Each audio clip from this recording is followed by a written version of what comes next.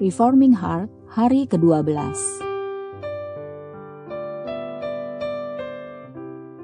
Renungan ini diambil dari website pemuda.stemi.id.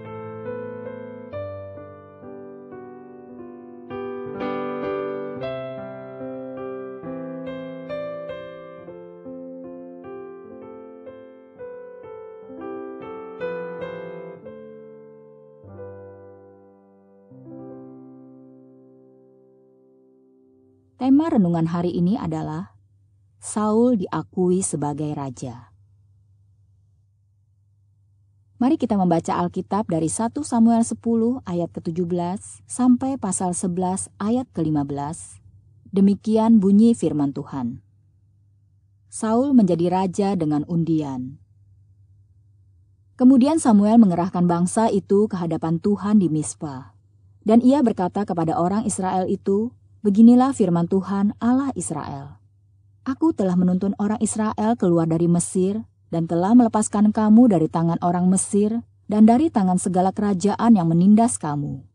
Tetapi sekarang kamu menolak Allahmu yang menyelamatkan kamu dari segala malapetaka dan kesusahanmu dengan berkata, 'Tidak, angkatlah seorang raja atas kami.' Maka sebab itu berdirilah kamu di hadapan Tuhan menurut sukumu dan menurut kaummu." Lalu Samuel menyuruh segala suku Israel tampil ke muka. Maka didapati suku Benyamin. Sesudah itu disuruhnyalah suku Benyamin tampil ke muka menurut kaum keluarganya. Maka didapati kaum keluarga Matri. Akhirnya disuruhnyalah kaum keluarga Matri tampil ke muka seorang demi seorang, maka didapati Saul bin Kis. Tetapi ketika ia dicari, ia tidak diketemukan. Sebab itu ditanyakan pula lah kepada Tuhan, "Apa orang itu juga datang kemari?" Tuhan menjawab, "Sesungguhnya ia bersembunyi di antara barang-barang." Berlarilah orang ke sana dan mengambilnya dari sana, dan ketika ia berdiri di tengah-tengah orang-orang sebangsanya, ternyata ia dari bahu ke atas lebih tinggi daripada setiap orang sebangsanya. Dan Samuel berkata kepada seluruh bangsa itu, "Kamu lihatkah orang yang dipilih Tuhan itu? Sebab tidak ada seorang pun yang sama seperti dia di antara seluruh bangsa itu." Lalu bersoraklah seluruh bangsa itu demikian, "Hidup raja!" Kemudian Samuel menguraikan kepada bangsa itu tentang hak-hak kerajaan, menuliskannya pada suatu piagam dan meletakkannya di hadapan Tuhan. Sesudah itu Samuel menyuruh seluruh bangsa itu pulang masing-masing ke rumahnya. Saul pun pulang ke rumahnya ke Gibea, dan bersama-sama dengan dia ikut pergi orang-orang gagah perkasa yang hatinya telah digerakkan Allah. Tetapi orang-orang dursila berkata, "Masakan orang ini dapat menyelamatkan kita?" Mereka menghina dia dan tidak membawa persembahan kepadanya, tetapi ia pura-pura tuli. 1 Samuel 11. Saul menyelamatkan Yabes. Maka Nahas orang Amon itu bergerak maju dan berkemah mengepung Yabes Gilead. Lalu berkatalah semua orang Yabes itu kepada Nahas, "Adakanlah perjanjian dengan kami, maka kami akan takluk kepadamu." Tetapi Nahas orang Amon itu berkata kepada mereka, "Dengan syarat inilah aku akan mengadakan perjanjian dengan kamu, bahwa tiap mata kananmu akan kucungkil.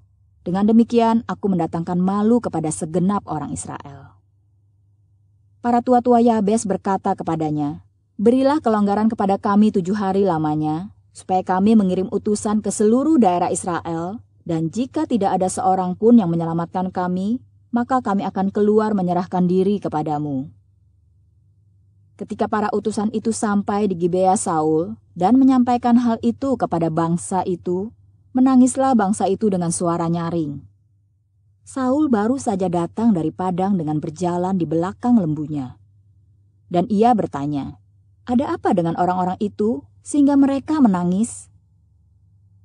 Mereka menceritakan kepadanya kabar orang-orang Yabes itu. Ketika Saul mendengar kabar itu, maka berkuasalah roh Allah atas dia dan menyala-nyalalah amarahnya dengan sangat. Diambilnyalah sepasang lembu, dipotong-potongnya, lalu potongan-potongan itu dikirimkannya ke seluruh daerah Israel dengan perantaraan utusan. Pesannya, Siapa yang tidak maju mengikuti Saul dan mengikuti Samuel, lembu-lembunya akan diperlakukan juga demikian. Lalu Tuhan mendatangkan ketakutan kepada bangsa itu, sehingga majulah mereka serentak. Ketika Saul memeriksa barisan mereka di Besek, maka ada 300.000 orang Israel dan 30.000 orang Yehuda. Kepada para utusan yang datang itu dikatakan, "Beginilah kamu katakan kepada orang-orang Yabes Gilead, besok pada waktu panas teriknya matahari akan datang bagimu penyelamatan." Ketika para utusan kembali dan memberitahukan hal itu kepada orang-orang Yabes, bersukacitalah mereka. Lalu orang-orang Yabes itu berkata kepada Nahas, "Besok kami akan keluar menyerahkan diri kepadamu. Maka bolehlah kamu lakukan terhadap kami apapun yang kamu pandang baik." Keesokan harinya Saul membagi rakyat itu menjadi 3 pasukan. Mereka itu masuk ke tengah-tengah perkemahan musuh pada waktu kawal pagi dan memukul kalah orang-orang Amon sebelum hari panas. Dan terserak-seraklah orang-orang yang lolos itu, sehingga di antara mereka tidak ada tinggal 2 orang bersama-sama. Lalu berkatalah bangsa itu kepada Samuel, "Siapakah yang telah berkata, 'Masakan Saul menjadi raja atas kita?' Serahkanlah orang-orang itu supaya kami membunuhnya." Tetapi kata Saul, "Pada hari ini seorang pun tidak boleh dibunuh, sebab pada hari ini Tuhan telah mewujudkan keselamatan kepada Israel." Dan Samuel berkata kepada bangsa itu, "Marilah kita pergi ke Gilgal dan membarui jabatan raja di sana." Lalu pergilah seluruh bangsa itu ke Gilgal dan menjadikan Saul raja di sana di hadapan Tuhan di Gilgal, dan mereka mempersembahkan di sana korban keselamatan di hadapan Tuhan, dan bersukarialah di sana Saul dan semua orang Israel dengan sangat. Mari kita merenungkan bagian firman Tuhan ini. Samuel mengumpulkan seluruh bangsa Israel di hadapan Tuhan. Mereka meminta seorang raja, dan Tuhanlah yang berkuasa mengabulkannya. Maka sekarang mereka berada di hadapan Tuhan dan menantikan raja yang akan Tuhan pilih. Ini merupakan pelantikan raja yang unik karena dimulai dengan perkataan Samuel yang memperingatkan bangsa Israel bahwa mereka telah menolak Tuhan dengan memilih seorang raja. Tanpa mencatat respons apapun dari orang Israel, teks kita langsung menulis tentang proses pemilihan. Pemilihan dilakukan dengan undi sebagai cara yang memang berasal dari Tuhan. Lalu hal yang mengejutkan bagi orang Israel terjadi karena ternyata yang terpilih adalah suku Benyamin. Dan dari suku ini pun yang terpilih adalah kaum yang paling tidak berarti. Ditambah lagi dengan peristiwa bersembunyinya Saul, sang raja yang terpilih. Ini membuat sekelompok orang menghina pelantikan ini. Tetapi Tuhan memang berencana untuk membuat suatu peristiwa lain untuk memperkenalkan raja pilihannya. Tuhan tidak ingin suatu perayaan seremonial membuat orang-orang harus menerima raja pilihannya ini. Tetapi peristiwa berikutnya lah yang akan Tuhan pakai untuk membuat nama Saul dikenal dan diakui sebagai raja. Tuhan memanggil setiap orang untuk pekerjaannya. Dan Tuhan akan membuat orang tersebut diakui bukan karena suatu perayaan seremonial atau pemberian gelar atau kedudukan. Tetapi Tuhan akan membuat hambanya yang sejati diakui melalui peristiwa sulit yang harus dilalui. Berbahagialah mereka yang diakui karena telah melewati kesulitan dan berhasil mengatasinya. Peristiwa apakah yang membuat Saul akhirnya diakui seluruh Israel? Peristiwa yang terjadi adalah peperangan dengan orang-orang Amon di bawah pimpinan seorang bernama Nahas. Tetapi peristiwa peperangan itu sendiri tidak akan terlalu signifikan seandainya saja Saul tidak melakukan beberapa tindakan simbolik yang membuat gentar seluruh Israel. Ayat ke-6 dan 7 dari pasal 11 mengatakan bahwa Saul dikuasai roh Allah dan dia sangat menyala-nyala dalam amarah. Maka dia memotong-motong sepasang lembu dan mengirimkan potongan itu ke seluruh Israel. Apakah makna tindakan ini? Kita tahu bahwa Saul adalah keturunan Benyamin. Dan orang-orang Benyamin pernah diserang oleh seluruh Israel dalam salah satu perang saudara yang sangat menyedihkan dalam sejarah Israel. Perang saudara ini terjadi karena adanya perbuatan noda yang sangat menjijikkan di Gibea, salah satu daerah Benyamin. Mari kita membaca kitab Hakim-Hakim 19 ayat 25 sampai ke 30 yang berbunyi, "Tetapi orang-orang itu tidak mau mendengarkan perkataannya. Lalu orang Lewi itu menangkap gundiknya dan membawanya kepada mereka keluar. Kemudian mereka bersetubuh dengan perempuan itu, dan semalam-malaman itu mereka mempermainkannya sampai pagi. Barulah pada waktu fajar menyingsing, mereka melepaskan perempuan itu. Menjelang pagi perempuan itu datang kembali, tetapi ia jatuh rebah di depan pintu rumah orang itu, tempat tuannya bermalam, dan ia tergeletak di sana sampai fajar. Pada waktu tuannya bangun pagi-pagi, dibukanyalah pintu rumah dan pergi keluar untuk melanjutkan perjalanannya. Tetapi tampaklah perempuan itu, gundiknya, tergeletak di depan pintu rumah, dengan tangannya pada ambang pintu. Berkatalah ia kepada perempuan itu, 'Bangunlah, marilah kita pergi.'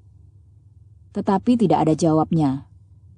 Lalu diangkatnyalah mayat itu ke atas keledai, berkemaslah ia, kemudian pergi ke tempat kediamannya.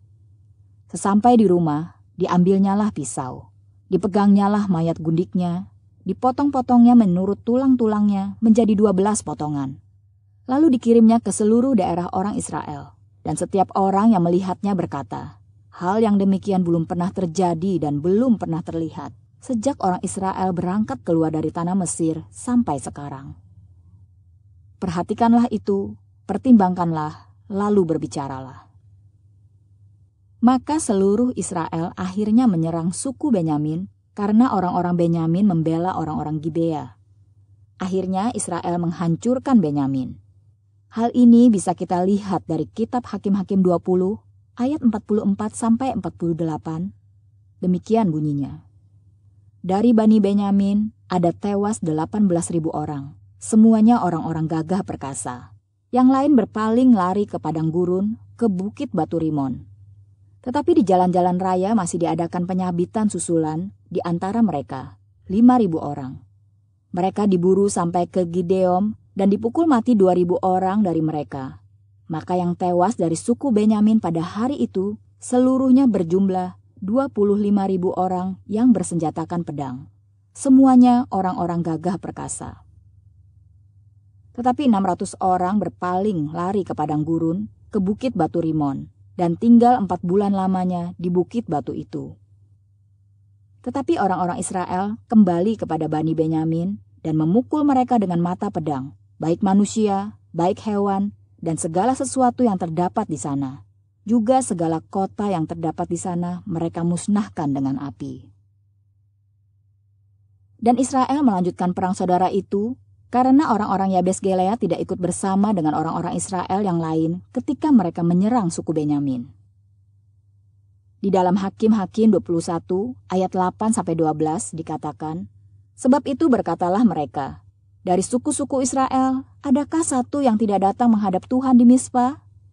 Lalu tampaklah bahwa dari Yabes Gilead tidak ada seorang pun yang datang ke perkemahan jemaah itu. Lalu diperiksa jumlah bangsa itu, dan tampaklah tidak hadir seorang pun dari penduduk Yabes Gilead. Maka perkumpulan itu menyuruh ke situ 12.000 orang dari orang-orang gagah perkasa, dengan memerintahkan kepada mereka demikian, 'Pergilah, pukullah penduduk Yabes Gilead dengan mata pedang, juga perempuan-perempuan dan anak-anak. Tetapi perbuatlah begini, hanya semua laki-laki sajalah dan semua perempuan yang telah pernah tidur dengan laki-laki harus kamu tumpas.' Mereka menjumpai di antara penduduk Yabes Gilead 400 orang anak gadis, perawan yang belum pernah tidur dengan orang laki-laki. Lalu gadis-gadis itu dibawa mereka ke perkemahan di Silo, di tanah Kanaan. Siapa yang tidak ikut berperang bersama dengan seluruh Israel yang lain akan dihabisi seperti orang-orang Yabes Gilead." Inilah yang Saul kerjakan.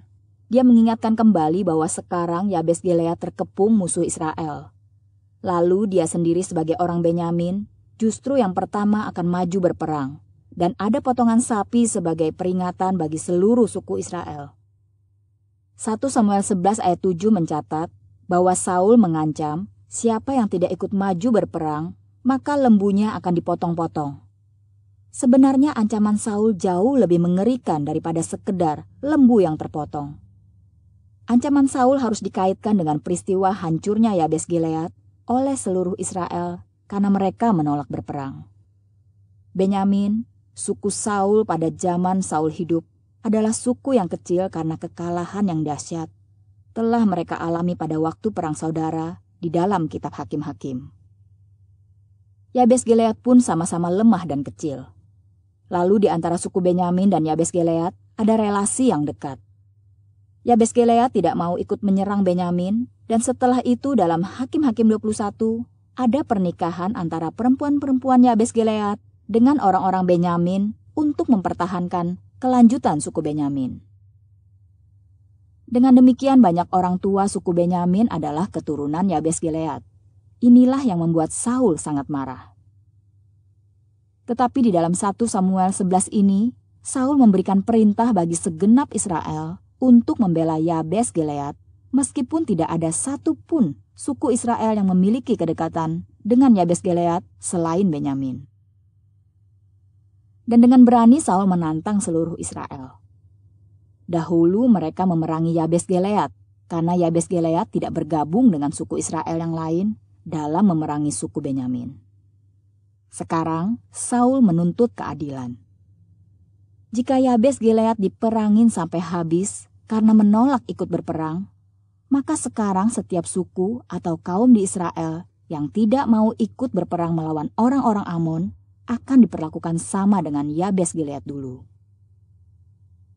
Tindakan ini adalah tindakan yang sangat berani, mengingat Saul belum memiliki dukungan seluruh Israel pada waktu itu, dan dukungan yang dia pasti dapatkan hanyalah dari sukunya sendiri, suku Benyamin, yang berjumlah sangat sedikit.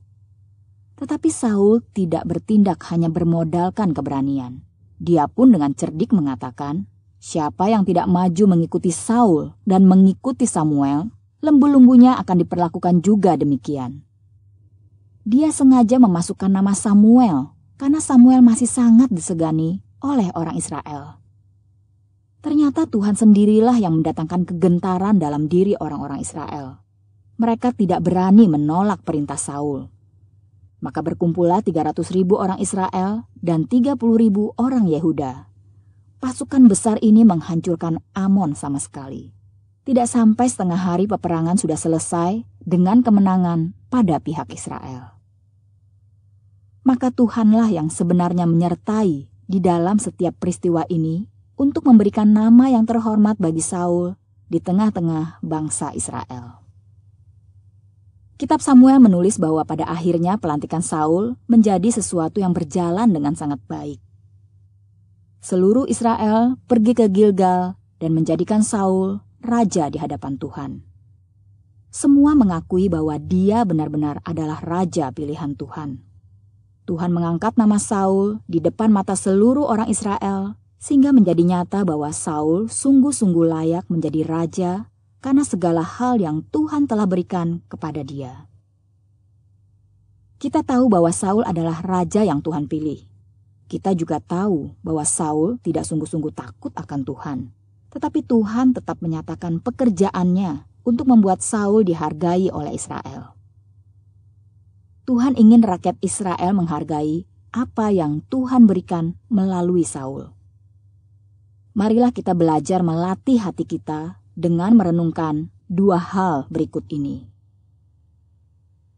Yang pertama, Tuhan membangkitkan orang-orang untuk melakukan panggilan mereka masing-masing. Tuhan bahkan mengatur sehingga jalannya sejarah mengonfirmasi panggilan ini. Mari belajar untuk tidak merendahkan orang terlebih dahulu.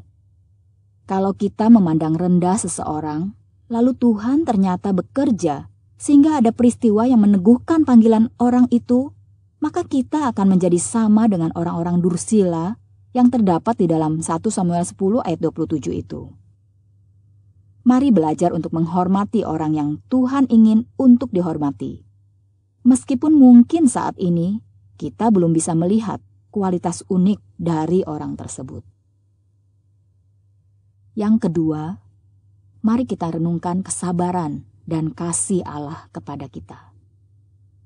Meskipun Saul bukanlah orang yang takut akan Tuhan, karena dia mengabaikan Allah segera setelah menjadi raja, tetapi Allah tidak main-main ketika memanggil dia. Ketika sebagian orang Israel menghina Saul, Tuhan memberikan konfirmasi panggilannya atas Saul dengan memasyurkan nama Saul. Betapa besar kesabaran Allah. Biarlah kita mengenal kebaikan dan kasih Allah bagi umat-Nya, sehingga kita semakin sadar betapa berdosanya umat Tuhan kalau mereka tidak menyembah Allah dengan sepenuh hati. Tuhan menjadi pembela Saul ketika ia dihina. Tetapi apakah Saul mengingat kasih dan kesabaran Allah ini? Ternyata tidak. Karena segera dia akan meninggalkan perintah Tuhan dan menganggap sepi firman-Nya.